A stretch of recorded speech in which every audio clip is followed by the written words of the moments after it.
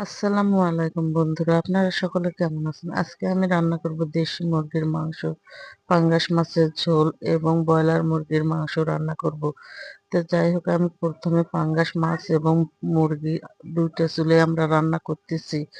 পাঙ্গাস মাছের ঝোলটা আমি আগে কষে নেব, পেঁয়াজ কুচিগুলো ভাজে নিয়ে ভালো করে ঝোলটা কষিয়ে নিয়ে তারপরে আমি পাঙ্গাস মাছগুলো দিব। আর এইদিকে আর একটা চুলে ব্রয়লার মুরগির মাংস কষানো হচ্ছে। আর আমি ময়দা ডলতেছি, রুটি বানাবো। ময়দাগুলো আগে ভালো করে আমি ডলে নিলাম, নিয়ে তারপরে রুটি বানাবো। গোল গোল করে সুন্দর করে রুটিটা আজকে আমি বানাচ্ছি।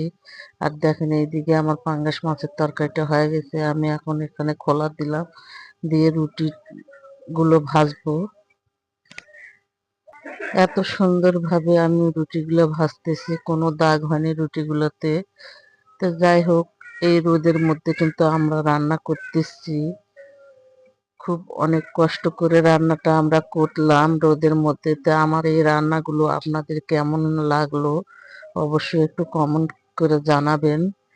আর আপনাদের সকলের দাওয়াত থাকলো। আল্লাহ হাফেজ। আজকের মতো এ পর্যন্ত শেষ।